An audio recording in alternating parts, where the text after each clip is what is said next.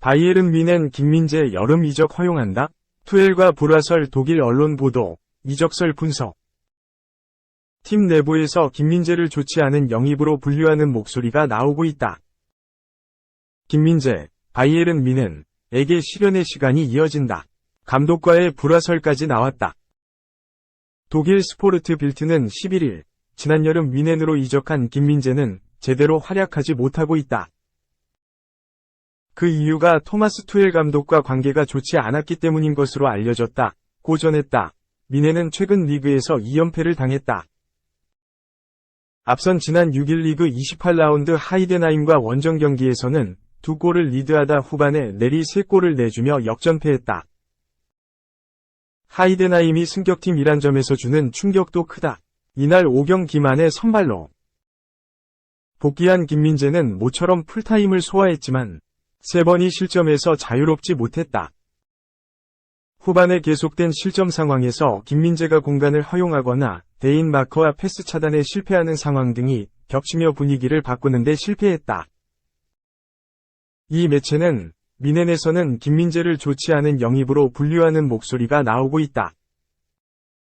뮌헨은 나폴리에 무려 5천만 유로를 지급하고 김민재를 영입했지만 한 가지 분명한 점은 김민재의 활약이 비싼 이적료를 정당화하지 못하는 상황이라고 팀 분위기를 전했다.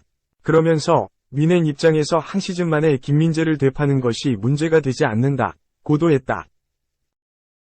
수비 보강이 필요한 팀들 사이에서 지난 시즌 이탈리아 세리에 A 최고 수비수로 뽑힌 김민재를 노리는 잠재적 수요는 충분하다. 유럽 축구 이적 전문가인 파브리치오 로마노는 최근 김민재의 시즌 뒤 거취가 아직 결정되지 않은 상황이라고 했다. 뮌헨은 12시즌 연속 분데스리가 우승에 실패하며 흔들리고 있다. 그러면서 시즌이 끝나기도 전에 격동의 시기를 맞고 있다. 투엘 감독과 시즌 뒤 결별을 일찌감치 확정하며 후임자를 찾아야 하는 상황이고 대대적인 선수단 개편 분위기도 감지된다. 뮌헨의 체질 개선을 위해 새로 부임한 스포츠 디렉터 막스 에베르는 하이덴하임전 패배 뒤 우리는 부끄러워해야 한다 며 많은 변화가 필요하다는 느낌을 받았다고 말했다. 그는 거의 모든 선수들이 시험대에 올라있다 며 기존 팀의 사고방식을 바꿀 새롭고 배고픈 선수들이 와야 한다고 강조했다. 중앙 수비수인 다요 우파메카노와 레프트백 알폰소 데이비스의 이적은 확실시된다. 윙어 킹슬리 코망도 또 다른 유럽 빅리그 도전을 노린다는 보도가 나온다. 뮌헨이 새로운 선수들을 영입할 자금을 확보하기 위해 레온 고레츠카, 조슈아 키미히, 르로이 사네 등 계약이 끝나가는 주축 선수들도 이적 시장에 내놓을 가능성이 높게 점쳐진다. 현재 분위기로는 김민재는 새 사령탑이 부임한 뒤로 돌파구를 노려야 하는 상황이다. 김민재의 거취도 새 감독의 구상에 따라 결정될 전망이다. 2. 투엘과 문제 있다. 김민재 또 벤치 강등 유력. 최근 Hg 벤치만 6번. 진심으로 걱정된다. 바이에른 뮌헨은 오는 13일 이하 한국 시각 독일 뮌헨의 알리안츠 아레나에서 FC 켈른과 2023에서 2024 시즌 독일 분데스리가 29라운드를 치른다. 켈른과의 경기를 앞두고 김민재를 흔드는 소식이 폭죽처럼 터지고 있다. 이번에는 토마스 투엘 바이에른 뮌헨 감독과의 불화설이다. 독일 스포르트는 10일 여름 이적 시장에서 데려온 신입생인 김민재는 바이에른에서 제대로 활약하지 못하고 있다. 그 이유로는 투엘 감독과의 관계가 좋지 않기 때문이라고 전해졌다며 쉽사리 믿기 힘든 소식을 전했다. 스포르트는 구단 내부에서도 김민재를 실패한 영입이라고 평가한다는 최악의 소식을 덧붙였다. 바이에른 주변에서는 김민재가 실패한 영입이었다고 평가하는 목소리가 들리기 시작했다. 바이에른은 지난 여름 이적 시장에서 이탈리아 세리에 A 챔피언인 나폴리로부터 김민재를 데려오기 위해 5천만 유로, 약 733억 원을 지불했다. 한 가지 분명한 건 김민재가 바이에른에서 보낸 첫 시즌에 이만큼 이적료를 지불했다는 것을 정당화하지 못하고 있다는 점이다고 언급했다. 심지어는 바이에른이 한 시즌 만에 김민재를 방출할 수도 있다면서 지난달에 불거진 인터밀란과의 이적설까지 소개했다. 인터밀란이 바이에른에서의 김민재의 상황을 면밀히 관찰하고 있다. 김민재는 수년 동안 세리에 A를 장악하고 있는 인터밀란의 레이더에 포착됐다는 이탈리아 매체의 보도를 인용해 소개한 이적설이었다. 투엘 감독과의 불화설은 현재로서는 믿기 힘들지만 김민재한테는 어려운 시기라는 사실은 변하지 않는다. 김민재는 전반기만 해도 바이에른의 핵심이었다. 마타이스 데 리흐트는 부상으로 팀에 전혀 도움이 되지 못했고 투엘 감독은 데 리흐트에 대한 신뢰를 보내지 않았다. 김민재의 파트너로 나선 다요 우파메카노도 잔부상으로 김민재만큼 팀에 기여하지 못했다. 김민재는 전반기에 혹사에 가까운 일정을 소화하면서 팀을 위해 뛰었다. 투엘 감독은 김민재한테 휴식을 부여할 수 있는 상황에서도 김민재를 계속해서 선발로 내보냈다. 김민재는 나오는 경기마다 풀타임으로 활약했다. 체력적으로 지친 나머지 나폴리 시절만큼의 수비력이 나오지는 못했지만 그래도 김민재는 김민재였다. 김민재만큼 전반기에 팀을 위해 헌신한 선수가 없는데도 불구하고 독일 현지에서는 김민재를 향한 호평만 쏟아냈다. 얼토당토않지만 김민재가 전반기에 보여준 수비력은 분데스리가에서 정상급 수준도 아니라는 평가까지 나왔다. 흔한 슈퍼스타 흔들기에도 김민재는 버텨냈지만 팀이 흔들리면서 입지가 달라지기 시작했다. 이번 시즌 분데스리가 결승전이었던 레버쿠젠 원정에서 김민재는 선발로 나왔는데 팀의 0대3 참패를 막아내지 못했다. 이어진 라치오와의 유럽 챔피언스 리그 UCL 16강 1차전에서는 파트너인 우파메카노의 퇴장 속 0대1 패배를 당했다. 라치오전 이후 펼쳐진 VFL 보험전에서도 우파메카노가 퇴장을 당해 2대3으로 패배했다.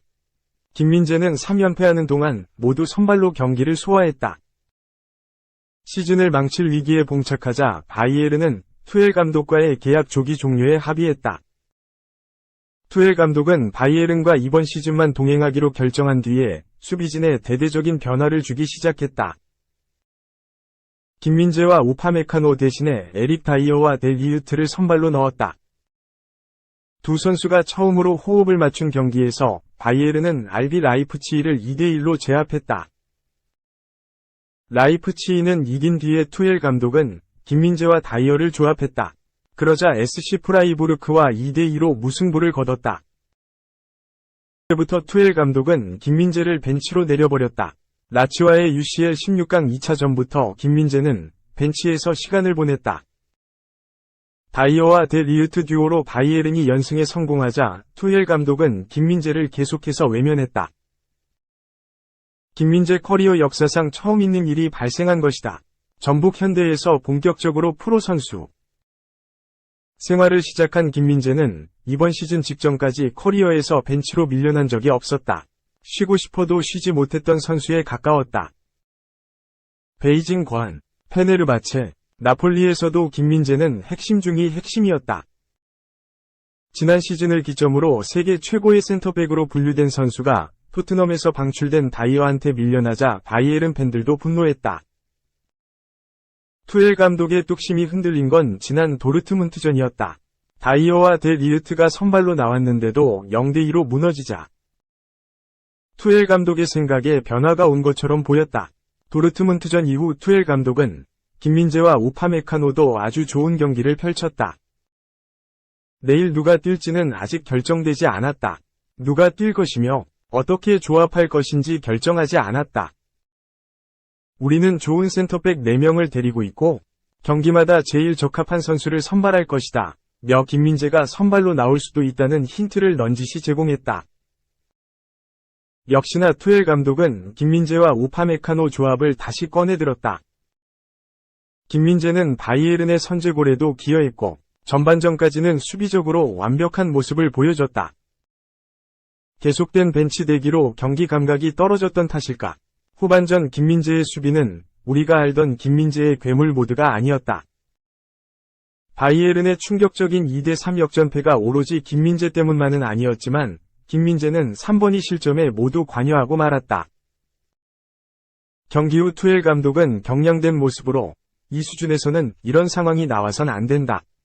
하프타임 전까지 우리는 모든 걸 통제했다. 우리는 그런 수준을 유지하기 위해 고군분투하고 있지만 오늘은 그렇지 못하다는 또 다른 증거였다. 우리는 후반 초반 15분 만에 경기를 내줬다. 골을 내주는 방식이 너무 단순했다. 며 수비력에 문제가 있었다는 사실을 꼬집었다. 독일의 저명한 축구 매체인 키커는 김민재의 부진을 마치 특집인 것처럼 다뤘다. 키커는 데 리흐트와 다이어 대신 김민재를 쓴 투엘 감독은 크게 실망했을 것이다. 김민재의 자신감 부족인지 필요한 능력이 없는 건지 의문이 제기됐다며 강도 높은 비판을 시작했다. 비판의 강도는 높았다. 키커는 하이덴하임전 붕괴의 심각한 이유는 수비에 있다. 우파메카노와 김민재는 오랫동안 투엘 감독이 선호하는 센터백 듀오였는데 이제는 두 선수가 더 이상 하나가 아니라는 걸 다시 한번 보여줬다. 김민재는 완전히 잘못 판단해 득점원 클라인디엔스트를 놓쳤다. 2대3으로 실점할 때도 그랬다며 마치 모든 실점이 김민재 때문인 것처럼 보도했다.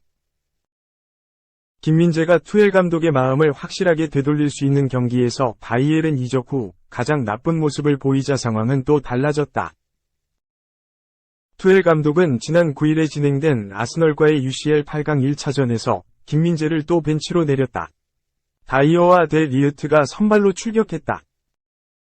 바이에른은 원정길에서 2대2로 비기면서 8강행에 유리한 고지를 점했다. 결과와 별개로 다이어는 수비적인 단점을 노출했다. 그러나 다이어를 향한 비판은 찾아보기가 힘들다. 김민재를 향한 독일 매체들의 시선과는 완전히 상반된 모습이다. 키커는 이번에도 김민재가 쾰른전에서도 벤치에서 머물 것이라고 전망했다. 김민재를 신뢰하지 않는 투엘 감독은 크게 문제가 되지 않는다. 이번 시즌만 마무리된다면 팀을 떠날 사람이다. 투엘 감독이 떠나면 김민재의 입지는 다시 원점이다. 새로운 감독이 김민재의 실력을 다시 평가할 것이다. 그때도 김민재가 주전에서 밀려난다면 이는 이적을 고민해볼 신호탄이 될 것이다. 스포르티의 보도와 다르게 바이에른은 현재로선 김민재를 방출할 계획이 없는 것으로 알려졌다. 김민재 역시 바이에른을 떠날 생각이 없으며 다음 시즌 새로운 감독 체제의 경쟁에 집중한다는 계획이다.